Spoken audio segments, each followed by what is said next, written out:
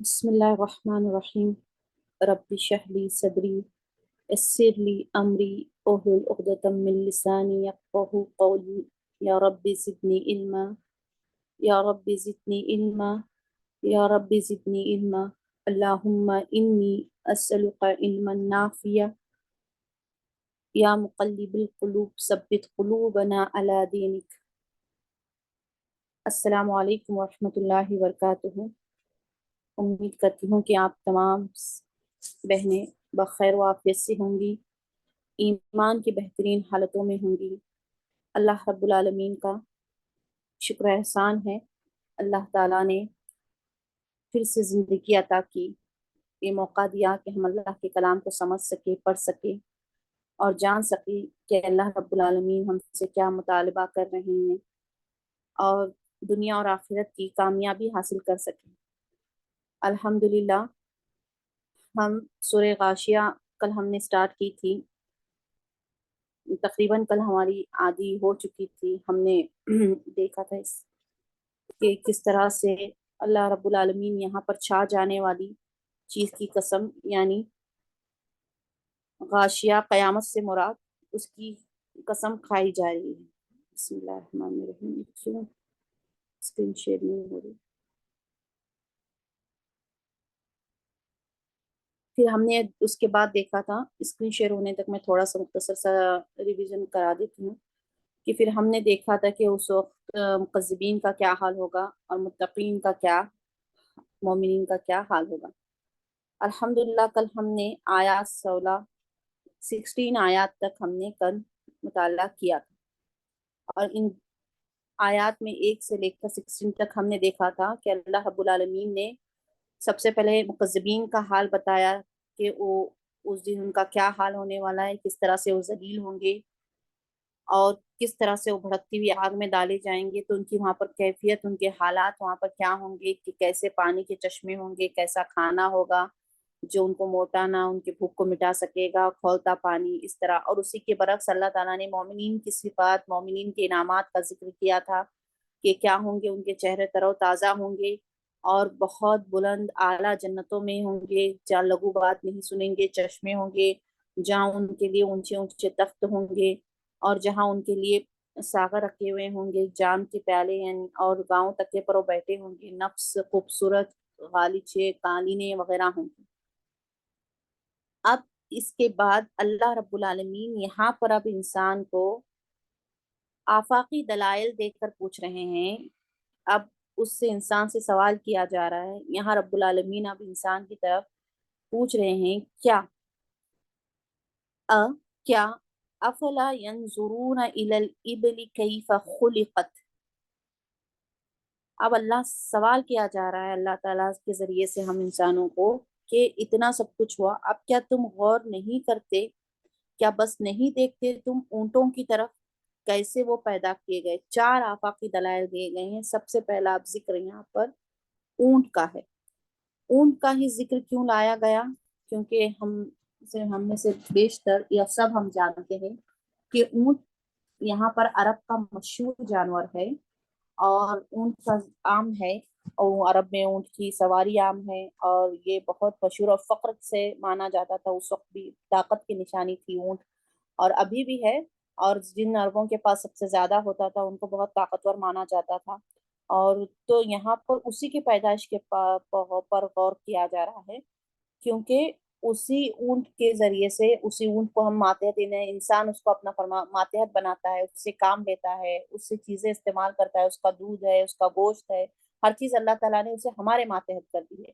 لیکن آپ دیکھتے ہیں کہ اللہ تعالیٰ نے اس کی تخلیق کس طرح سے کی ہے۔ اونٹ کے کوہان پر اگر ہم نظر دوڑائیں، اور ریگستان میں سب سے پانی کی اتنی کمی ہوتی ہے، اس میں اپنے آپ کو زندہ رکھنے والے ریگستان کا جانور اسے کہا جاتا ہے، تو اللہ تعالیٰ اس پر اپنی قدرت کا ذکر کرتے ہوئے کہہ رہے ہیں کہ اس کی پیدائش پر غور کرو۔ دیکھو اللہ تعالیٰ نے اسے کتنا بڑا وجود عطا کیا ہے، اس کے کوہان کو دیکھو کس طرح سے اس کو بڑھتا ہے، کتنی طاقت اللہ تعالیٰ نے اسے دی ہے، کتنی قوت عطا کی ہے، اس کے باوجود بھی وہ اللہ کا مطیع اور فرما بردار ہے۔ وہ یہاں تک کہ تمہارا، اللہ تعالیٰ نے اس کو تمہارے ماتحت بنا دیا ہے، تو وہ تمہارا بھی مطیع ہے، کیونکہ جتنا تم اس کے اوپر بوجھ لاتے ہو، جتنا تم اسے استعمال کرتے ہو، وہ کبھی تھکتا نہیں، کبھی انکار نہیں کرتا، نیز یہاں تک کہ ہم اس کو ذبح کر کر کھا لیتے ہیں، اس کا دودھ بھی استعمال کر لیتے ہیں۔ یعنی اتنی بڑی مخلوق کو اللہ تعالیٰ نے بنایا ہے، اس کی تخلیق پر غور کرو اور دیکھو وہ کس طرح سے تمہارے لیے تمہارا ماتحت بنا ہوا ہے۔ اس کا اس کو ثابت اس کی وہ جو کوہان ہوتی ہے، اس کی سب سے بڑی تمام جانوروں میں اس کی تخلیق کی طرف غور کرنا ہے کہ اس کا کوہان کو اللہ تعالیٰ نے کس طرح سے اس کو اٹھایا ہوا ہے، کس طرح سے اسے رکھا ہوا ہے، اور یہ چیز انسان کو کس طرح سے، اس کا اونٹ کا پیدا ہونا انسان کو کس طرح سے فائدے میں لا رہی ہے، کتنی تخلیق اس کی، کتنی مطلب کتنی قدرت کی سب سے بڑی نشانی ہے، کیسی تخلیق ہے، کیسی عظیم تخلیق ہے، اور کتنی عظیم چیزوں سے اونٹ سے انسان اپنے آپ کو فائدہ لیتا ہے۔ تو کیونکہ عرب خاص کر اونٹ کا استعمال زیادہ کرتے تھے، اونٹ سے تمام چیزیں لیتے تھے، اس لیے خاص کر یہاں پر اونٹ کا ذکر کیا گیا ہے، اس کی تخلیق کی طرف انسان کو نشاندہی کراتے ہوئے کہ خلقت، وہ کیسے پیدا کیا گیا ہے۔ کیفا ابھی تک ہم نے پڑھا تھا، کیفا، اور ہم نے ابھی تک دو چیزیں پڑھی تھی کوشچن کے لیے، استفہام کے لیے ہم نے نہیں، حل پڑھا تھا ہم نے چار چیزیں، حمزہ پڑھا تھا ہم نے، حل کیا، بھی کیا کے معنی میں پڑھا تھا، اب یہاں پر آیا کیفا، کیسا، کیفا حالو کا، جیسا آپ نے سنا ہوگا عربی بولتے ہیں تو کیفا حالو کا، آپ کا کیسا حال ہے، آپ کیسے ہیں، تو کیفا کیسے کے معنی میں آتا ہے، کیفا کیسے کے معنی میں، کیا، افلا پھر لا نہیں، ینظرونا وہ دیکھتے، ینظرونا وہ دیکھتے، الل ابلی الا طرف، ابل اونٹ کو یہاں پر کہا گیا ہے، الل ابلی اونٹوں کی طرف، کیفا کیسے، خلقت وہ پیدا کیے گئے، کیسے خلقت وہ پیدا کیے گئے، ایک ہوئی۔ اب دوسری چیز یہاں پر اونٹ کے بعد آسمان کا ذکر کیا جا رہا ہے، اس کے بعد وہ الی السمائی، اور الی طرف، السمائی آسمان، اور آسمان کی طرف، کیف رفعت کیسے وہ بلند کیے گئے۔ اب اللہ تعالیٰ نے جیسے ان کی مثال دی، دوسری چیز اب ہم سے یہ پوچھ رہے ہیں کہ ذرا آسمان کی طرف بھی غور کرو، آسمان کی طرف بھی دیکھو کس قدر بلندی پر واقع ہے آسمان، 500 سال کی مسافت پر، کتنا، اتنا ہی نہیں، اس کا ہم اندازہ ہی نہیں لگا سکتے کہ زمین سے اس کی مسافت تقریباً کہتے ہیں کہ 500 سال کی ہوگی، یعنی اس سے زیادہ بھی ہو سکتی ہے، پھر بھی وہ ستونوں کے بغیر، یعنی کوئی اسے پلر کی ضرورت نہیں ہے، کوئی سہارے کی ضرورت نہیں ہے، برابر کھڑا ہوا ہے، اور اسی کی فضا میں، انہی آسمان اور زمین کے درمیان کی ہی فضا میں ہم سانس لے رہے ہیں، ہوا میں زندہ رہ رہے ہیں، اسی بادل سے ہم بارش آتی ہے تو ہم بارش کا استعمال کرتے ہیں جو ہمارے پیڑ پودے اگانے کے لیے، زمین کو زرخیز بنانے کے لیے کام آتی ہے، اور اسی آسمان سے سورج نکلتا ہے جو ہمیں دن مہیا کرتا ہے، جو ہمارے لیے معاش کا ذریعہ، جیسا ہم نے پچھلی صورتوں میں پڑھا، اور یہ دن دیتا ہے ہمیں، اجالا دیتا ہے ہمیں، گرمی دیتا ہے، روشنی فراہم کرتا ہے، پھر یہی آسمان کے ذریعے سے چاند نمودار ہوتا ہے، پھر چاند ہمیں رات دیتا ہے، سکون بناتا ہے ہمارے لیے رات کو۔ تو یہ یہاں پر آسمان کی طرف بھی بتانے کا یہی کارن ہے کہ دیکھو کتنا بلند ہے یہ انسان، تخلیق پر کسی انسان کے بس کا کام ہے کہ وہ آسمان کو پیدا کر سکے؟ کوئی بھی انسان کر سکے گا؟ ایک عمارت اگر کتنی بھی اونچی عمارت بنا لے انسان، اس کے لیے بھی سہارے کی ضرورت بنتا ہے، جیسے آپ کہتے ہیں دبئی میں سب سے بڑا برج خلیفہ ہے لیکن آپ دیکھیں گے جتنا اسے اوپر سہارا اتنا اونچا بنایا گیا ہے، تو اسے زمین کھود کر اس کے نیچے اتنی ہی اسے سہارے کی ضرورت دی گئی ہے، اتنے ہی مضبوط بنانے کے لیے اتنی ہی چیزیں نیچے استعمال کی گئی ہیں، سائڈ سے استعمال کی گئی، لیکن یہ آسمان پر ایک نظر ڈالیں ہم، کہاں دور دور تک ہمیں اس کا کنارہ نہیں سمجھ میں آتا، کہاں اس کا اینڈ ہے، کہاں سے وہ سٹارٹ ہوا ہے، یہ ہمیں پتہ نہیں چلتا۔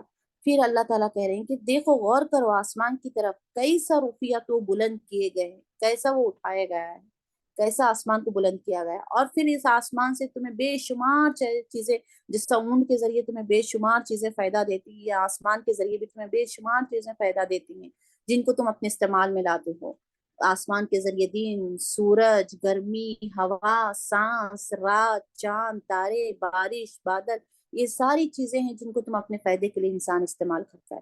پھر اللہ رب العالمین پھر تیسری توجہ انسان کو پہاڑوں کی طرف کر رہے ہیں، الجبال، پہاڑوں کی طرف، وَإِلَى الْجِبَالِ اور پہاڑوں کی طرف، کیف نصبت کیسے وہ گاڑے گئے۔ ہم نے اس سے پہلے بھی دیکھا ہے کہ پہاڑوں کو کہتے ہیں کہ گاڑنے کے لیے استعمال ہوتے ہیں، کہ اگر نہیں ہوتے زمین پر تو زمین ایک طرح سے ہلتی رہتی ہے. اس کے بیلنس کے لیے ہم نے پچھلی صورتوں میں بھی دیکھا ہے کہ اس کو بنایا گیا ہے, اس کو گاڑا گیا ہے, پہاڑوں کو جما دیا گیا ہے اس کے پر, بڑے بڑے پہاڑ.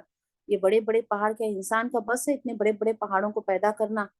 دیکھو کس طرح سے اللہ تعالیٰ نے ان کو میخوں کی طرح گاڑا ہے تاکہ وہ حرکت نہ کر سکے زمین میں. اور اس میں اس کے علاوہ صرف اتنا ہی نہیں, پہاڑوں کے ذریعے ہم بہت سارے معدنیات نکالتی ہیں, یعنی بہت سی چیزیں بھی ہمیں ملتی ہیں, پہاڑے کھود کر چیزیں نکالی جاتی ہیں, کانے بنا کر اس میں سے نکالا جاتا ہے. یعنی یہ ساری چیزیں ہیں. انسان کو بڑی بڑی 4 آفاق کی چیزوں پر اللہ تعالیٰ نے غور کیا. اونٹ کا تو جیسا ہم نے بتایا کہ اونٹ کی مثال اس لیے کیونکہ اونٹ کی تخلیق سب سے الگ اس کے کوہان کے ذریعے عظیم تخلیق اللہ نے دی ہے, اور یہ بہت مشہور اور عرب کے لیے بہت ہی قوی اور طاقتور جانور ہے. پھر دوسرا اللہ تعالیٰ نے آسمان کی طرف, پھر پہاڑوں کی طرف, پھر اب اللہ تعالیٰ زمین کی طرف اشارہ کرتے ہیں. چوتھی چیز کہ انسان زمین کی طرف دیکھے کہ زمین کس طرح سے بچائی گئی ہے, یعنی زمین کو کس طرح سے کشادے کے ساتھ پھیلایا ہے. ایک بالکل پلین روٹی کی طرح اس کو پھیلا دیا گیا ہے, نہایت ہی نرم بنایا ہے, اس کو ہموار کر دیا گیا ہے تاکہ اس پر انسان رہ سکے, اس پر انسان اپنی زندگی گزار سکے. اس کی بقا کے لیے, اس کی زندہ رہنے کے لیے اللہ تعالیٰ نے اس زمین پر انسان کو بہت ساری چیزیں دے دی تاکہ اس پر کھیتی باڑی کر سکے, باغات اگا سکے, اس سے اناج غلہ اپنا استعمال کر سکے, اپنے لیے گھریں تعمیر کر سکے. اب انسان اسی زمین پر راستے بنا رہا ہے, ہم دیکھ رہے ہیں, سفر کے لیے آسان ہو گیا ہے. اور اللہ تعالیٰ نے اس زمین کو, اگر خدا نہ خواستہ زمین صرف جو ہم جانتے ہیں کہ ایک زمین مطلب گول پھر رہی ہے مسلسل اور پہاڑ اس کے پر نہیں, تو تصور کیجئے کہ انسان جی سکتا تھا صرف اگر اسے زندگی عطا کر کر اللہ تعالیٰ اسی طرح سے چھوڑ دیتے. یہ زمین اگر ہمارے فائدے کے لیے نہیں بناتے تو یہ زمین تو ہم کہتے ہیں کہ گردش کر رہی ہے, پھر رہی ہے کہتے ہیں نا, تو زمین اگر پھرتے رہتی ہے, ہموار نہیں ہوتی, رکی نہیں رہتی, تو پھر کیا ہوتا حال. ایک زلزلے کا ہی تصور کر لیجئے. ہم اب آئے دن دیکھ رہے ہیں, حال ہی ہم نے ترکی کا زلزلہ دیکھا کہ 3 سیکنڈ کے اندر زندگیاں تباہ ہو جاتی ہیں, سارے ہلاک ہو جاتے ہیں, بڑی بڑی اونچی اونچی عمارتیں گزر جاتی ہیں, گر جاتی ہیں اور ریزہ ریزہ ہو جاتی ہیں. تو یہ اللہ سبحانہ تعالیٰ کی قدرت ہے, یہ اللہ تعالیٰ کی ہمارے پر نعمت ہے بہت بڑی کہ اللہ رب العالمین نے زمین کو ہمارے لیے کیسے بچائی کہ ہموار بچائی, ہمارے لیے اس میں ذریعہ بقا دیا, یعنی ہمارے زندہ رہنے کے لیے اس میں بہت ساری نعمتیں ہمیں دی. کیا انسان یہ غور نہیں کرتا؟ انسان نے اتنی ترقی کر لی ہے, انسان اتنا جاننے لگا ہے, انسان خود کہتا ہے کہ زمین چکر لگا رہی ہے, زمین گول گھوم رہی ہے, تو پھر یہ چکر لگا رہی ہے. اگر اللہ تعالیٰ اس کو پہاڑوں کی طرح نہیں گاڑتے اور اس کو ہموار ہمارے لیے نہیں بناتے, اگر یہ رکتی نہیں, تو ہم تصور کیجئے ہم گھومتے ہی رہتے. ہمیں اگر احساس ہوتے رہتا اس کے گھومنے کا, یہ زمین ہمارے لیے نہیں بنتی صرف پیدا ہو کر, تو کیا ہم اس پر زندگی بقا رہ سکتے تھے؟ تو 4 بڑی بڑی آفاق کہتے ہیں بہت بڑے دلائل کو, جو کائنات مطلب قدرت کی ان دلائلوں کی یہاں پر دی گئی ہے, دلیلیں ثبوت دیا گیا ہے پروف کے طور پر. پوچھا جا رہا ہے اور ہم انسانوں سے کہ کیا تم نے اون کو نہیں دیکھا, کیا آسمان کی طرف نہیں دیکھا کیسے بلند ہے, کیا پہاڑوں کو نہیں دیکھا کیسے وہ گاڑے گئے. پھر اللہ آخر میں انسان سے پوچھیں کہ کیا زمین کی طرف بھی نہیں دیکھتے کہ کیسے وہ بچھائی گئی ہے, کیا زمین کی طرف بھی تمہارا نہیں جاتا ہے؟ کیا ہو گیا ہے ہماری عقلوں کو؟ انسان کیوں اتنا ناشکرا ہے, کیوں اتنا مطلب انسان برائی میں, کیوں ان چیزوں پر غور نہیں کرتا؟ اگر انسان ان چیزوں پر غور کرے, دیکھے کہ یہ چیزیں کیسی ہیں, کیسے اللہ تعالیٰ نے ہمیں نعمتیں, عظیم عظیم نعمتیں دی ہیں جن سے ہم فائدہ اٹھا رہے ہیں. یہ انسان کو اللہ نے عقلیں دی تب تو انسان نے بنا سکا, اتنے عظیم سڑکیں بنا سکا, اتنی ٹیکنالوجی آئی. اگر اللہ تعالیٰ انسان کو عقل ہی نہیں دیتے تو گھنٹوں کا فاصلہ آج ہم منٹوں میں پورا کرتے ہیں, دنوں کا فاصلہ ہم گھنٹوں میں پورا کرتے ہیں ایروپلین کے ذریعے, جہاز کے ذریعے. آج کہاں کہاں نہیں ترقی کر رہا ہے انسان, لیکن وہ ساری تخلیق جیسا ہم نے پچھلی صورت میں دیکھا تھا کہ انسان اپنی تخلیق پر غور کرے, اس کے خود کے وجود پر کرے. اور یہاں پر اللہ رب العالمین نے اس کے ساتھ 4 بڑی چیزیں بتا دی, اونٹ, السماء, الجبال اور الارض. پھر اللہ رب العالمین فرماتے ہیں, اب یہاں سے آپ صلی اللہ علیہ وسلم کو اللہ رب العالمین نصیحت کہہ رہے ہیں, تسلی دے رہے ہیں, خوشخبری دے رہے ہیں کہ وصیحت نصیحت, جو واعظ اور نصیحت آپ صرف کیجئے, آپ خوشخبری دینے والے ہیں, آپ کرنے والے ہیں, آپ ان پر کوئی ذمہ داری نہیں لے کر آئے, آپ پریشان مت ہوئیے. آپ کیا فرما رہے ہیں دیکھیں اللہ تعالیٰ, فذکر, بس ذکر, آپ نصیحت کیجئے, فذکر, بس آپ نصیحت کیجئے, انما انت, بس آپ تو مذکر نصیحت ہی کرنے والے ہیں. مذکر, انا بے شک بھی کر سکتے ہیں ہم، بے شک، بس، انت آپ تو مذکر نصیحتی کرنے والے ہیں۔ یہاں پر اب آپ صلی اللہ علیہ وسلم کو تسلی دی جا رہی ہے، آپ کو بتایا جا رہا ہے کہ آپ پریشان مت ہوئیے اگر کوئی ایمان نہیں لا رہا ہے، تو یہ ذمہ داری آپ پر نہیں ہے۔ آپ کیا ہیں؟ بس آپ نصیحت کیجئے، آپ خوشخبری دیجئے، کیونکہ اللہ تعالیٰ نے آپ کو، مخلوق کو، یعنی یہ بنی نوع انسان جو ہم مخلوق ہیں، اللہ کی طرف دعوت دینے اور ان کو نصیحت کرنے کے لیے ہی مبعوث کیا ہے۔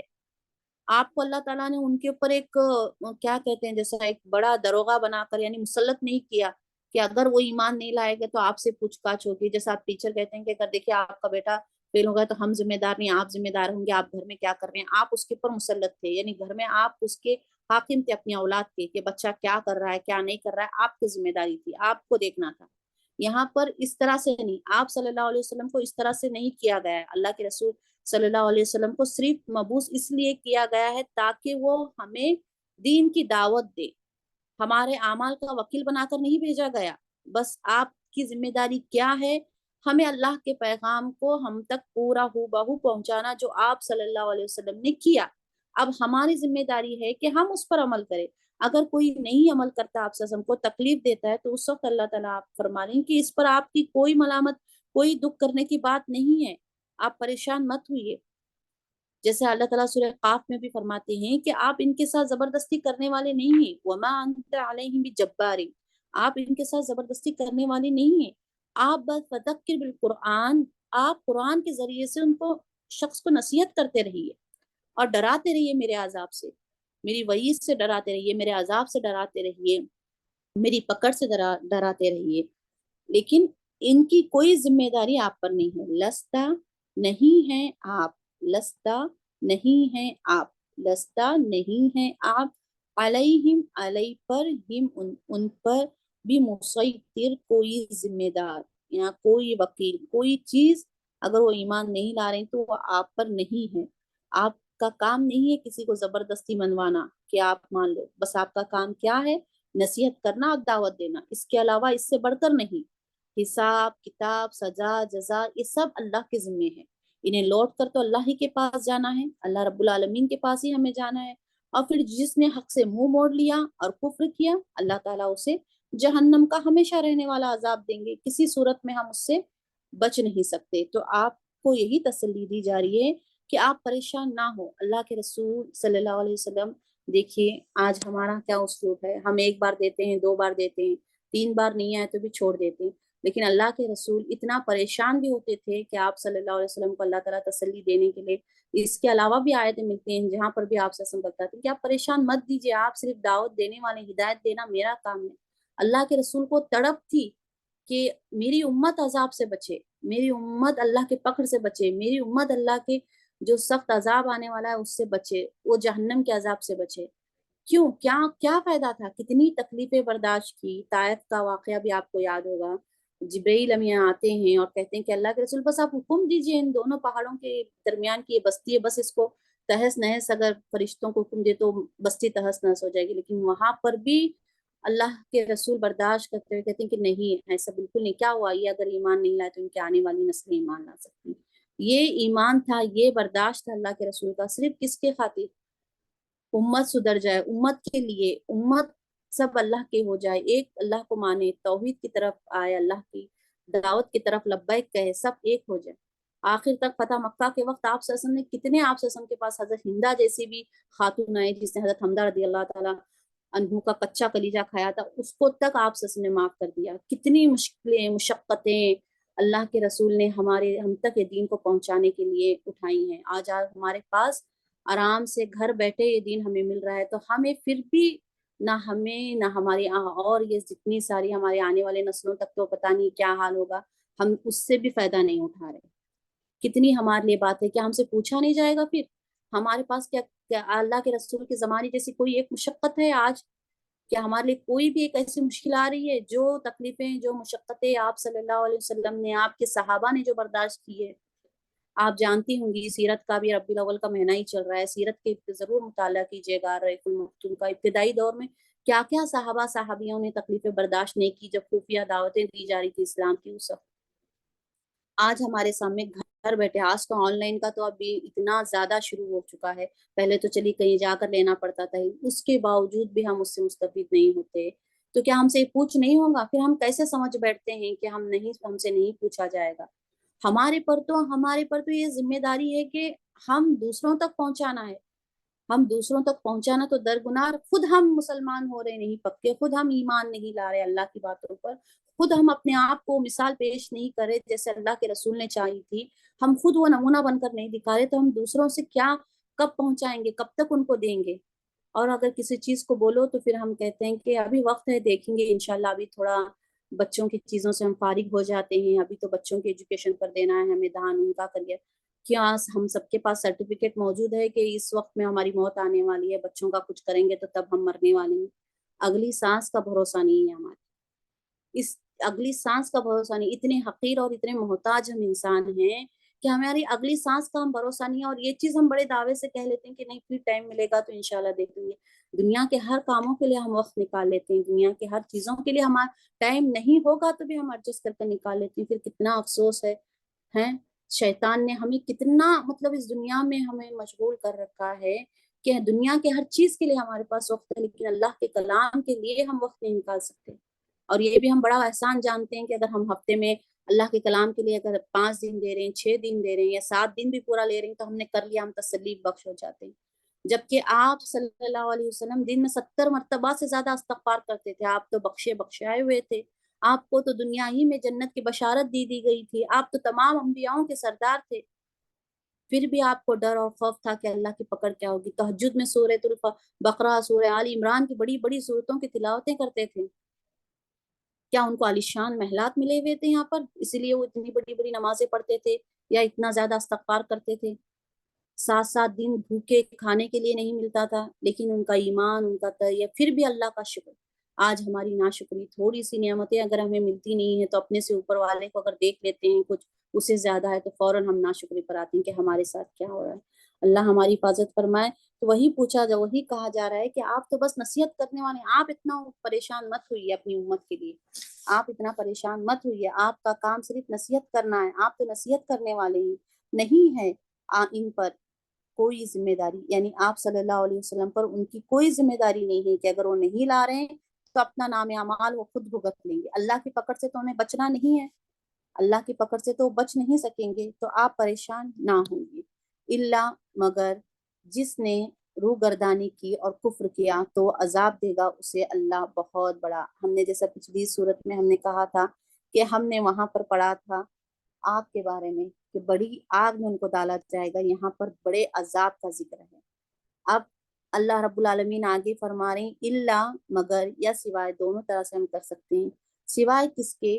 جس نے, من جو یا جس نے, دونوں طرح سے کر سکتے ہیں. جو یا جس نے تولا روح گردانی کی, روح گردانی سے مراد منہ موڑا, منہ موڑنا یعنی پھیر لینا منہ کو, حق کو نہیں جانتے ہوئے بھی حق کو اس سے منہ پھیر لینا, دیکھ لیں گے بعد میں, چھوڑ دو ابھی کہاں ٹائم ہے, ابھی جو کر رہے ہیں وہ کرنے دو. اور کفر کیا, ایک تو ہوتا ہے منہ موڑنا جاننے کے بعد بھی انجان بن کر چھوڑ دینا, بات پر ٹال, اور ایک ہوتا ہے کفر کرنا, اور کفر کیا. پھر اللہ ان کے لیے کیا فرما رہے ہیں؟ تو یعذب عذاب دے گا ہو اسے اللہ العذاب الاکبر, اللہ اکبر, بڑے عذاب. صرف اللہ تعالیٰ نے یہاں العذاب نہیں کہا, صرف عذاب کہہ کر اللہ تعالیٰ نے نہیں چھوڑا. ہر جگہ ہم پچھلی صورتوں میں ہم نے دیکھا کہ العذاب آیا ہوا کہ عذاب دیں گے, عذاب دیں گے, عذاب کا ذکر. یہاں پر ساتھ میں آیا ہے الاکبر, جس نے منہ موڑا.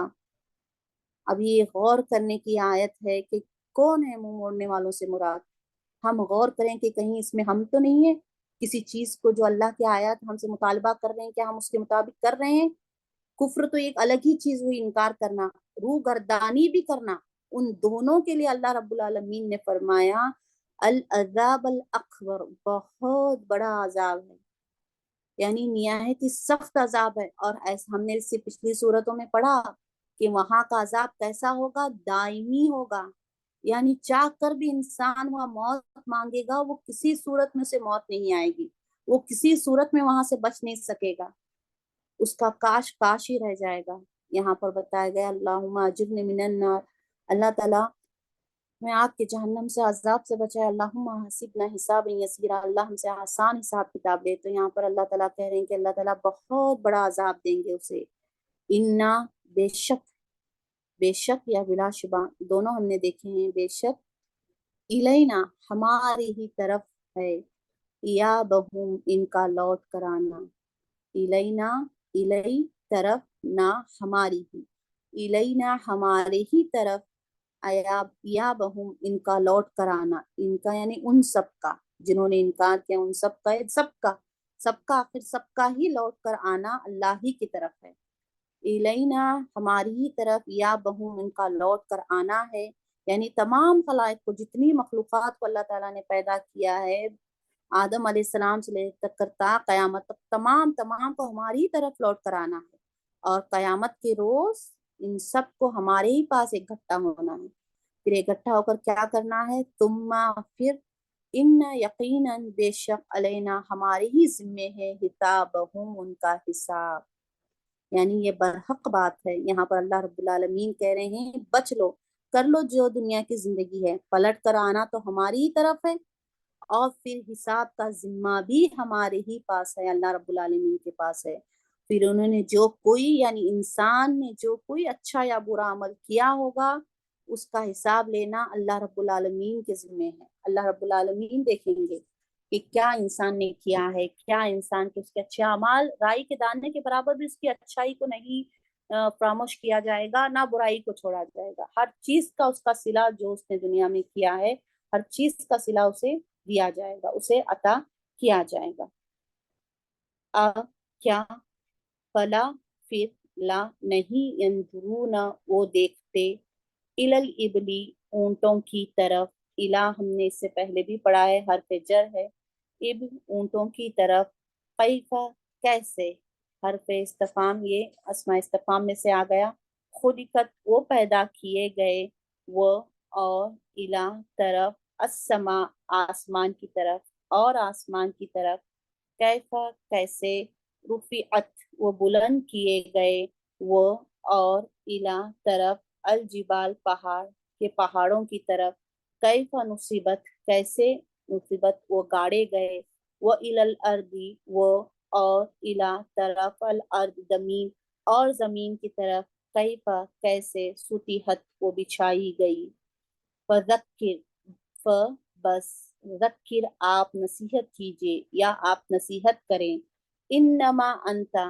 بے شک یا بس آپ، مذکر نصیحت ہی کرنے والے ہیں، مذکر نصیحت ہی کرنے والے ہیں، لستا نہیں ہیں آپ، نہیں ہیں آپ، علیہم ان پر، ان لوگوں پر جو ایمان نہیں لا رہے، بمسیطر کوئی ذمہ دار، بمسیطر کوئی ذمہ دار، الا مگر سوائے، مگر یا سوائے، من جو یا جس نے، من جو یا جس نے، تولا رو گردانی کی، منہ موڑا، وکفرا اور کفر کیا، فیعذبہ تو یعذب عذاب دے گا ہو اسے، اللہ اللہ، العذاب الاکبر بڑا، بہت بڑا، بڑا بھی نہیں، الاکبر بہت بڑا، العذاب عذاب، تو عذاب دے گا اسے اللہ بہت بڑا عذاب۔ انا بلا شبہ بے شک، الینا ہماری ہی طرف ہے، الینا طرف، نہ ہماری، ہماری ہی طرف ہے، یا بہم لوٹ کر، یا بہم ان کا لوٹ کر آنا، یا بہم لوٹ کر آنے کو کہتے ہیں، ہم ان کا، یا بہم لوٹ کر آنا، ثم پھر، انا یقیناً، علینا علی ہمارے، نہ ہمارے ہی ذمے یا ہمارے پر ہی ہے، اصل اگر ہم علینا کو بھی کہیں گے حرف جر کے ساتھ نہ ہے تو ہم پر ہی ہے یا ہمارے پر ہی ہے، یہاں پر آیت کو سمجھنے کے لیے مفہوم کو کیا ہے، یقیناً ہمارے ہی ذمے ہے، حسابہم ان کا حساب، ان کا حساب کتاب لینا ہمارے ہی ذمے ہے۔ الحمدللہ یہ آیات کمپلیٹ، سورہ کمپلیٹ ہو گئی غاشیہ۔ ہم نے دیکھا سورۃ غاشیہ کے نام سے اس کی پہلی آیت سے ہی ہے، اور اس میں قیامت کی کیفیت کو، ہولناکیوں کو بتایا گیا ہے کہ اس وقت تمام مخلوق کو کس طرح سے ڈھانک لے گی، اسی لیے غاشیہ اس کا نام پڑا ہے۔ پھر اللہ تعالیٰ نے مکذبین کا حال بتایا، پھر مومنوں کا حال بتایا، پھر اللہ تعالیٰ نے آفاقی دلائل دی ہمیں کہ اللہ کی تخلیق کو دیکھو، اس کی حکمت کا دیکھو، اونٹ، آسمان اور پہاڑ اور زمین سے اللہ تعالیٰ نے انسان کو بتایا، انسان کو اس کی طرف متوجہ کیا کہ دیکھو، غور و فکر کرو ان نشانیوں پہ۔ پھر اللہ تعالیٰ نے آپ صلی اللہ علیہ وسلم کو تسلی دی اور بتایا کہ نبی کریم صلی اللہ علیہ وسلم اور تمام انبیاء کو لوگوں تک حق پہنچانے میں کتنی مصیبتوں اور تکلیفوں کو صبر سے برداشت کرنا پڑا، کتنا ایک دائی، اس سے ہمیں بھی کیا نصیحت ملتی ہے کہ ہم بھی اگر دائی ہیں تو بہت ساری ہمارے لیے مشکلات آئیں گی، ہمیں صبر کرنا ہے، حق کے ساتھ اس پر جمے رہنا ہے، ثابت قدمی کے ساتھ اللہ کے دین کو لوگوں تک پہنچانا ہے۔ اور جو لوگ حق تسلیم کر لیں گے، اللہ تعالیٰ نے اس کے لیے بہت بڑا اجر رکھا ہے، بہت بڑی نعمت دی ہے۔ اور جو حق کو ٹھکرائیں گے، اللہ تعالیٰ نے ان کو بہت بڑے دردناک عذاب کی بشارت دی ہے، اور اس کو خوشخبری تو نہیں کہہ سکتے، دردناک عذاب سنایا ہے کہ کیسا عذاب ہوگا، عذاب الاکبر، بہت بڑا عذاب ہوگا جس سے وہ بالکل بچ نہیں سکیں گے۔ اللہ تعالیٰ ہم تمام سے آسان حساب کتاب لے، اللہ تعالیٰ ہم تمام کو جنت الفردوس میں جگہ نصیب فرمائے، اللہ تعالیٰ ہمیں جہنم کے اور بڑے سے بڑے چھوٹے سے چھوٹے عذاب سے بھی اللہ تعالیٰ ہمیں بچائے۔ تو الحمدللہ یہ صورت ہماری کمپلیٹ ہو چکی ہے۔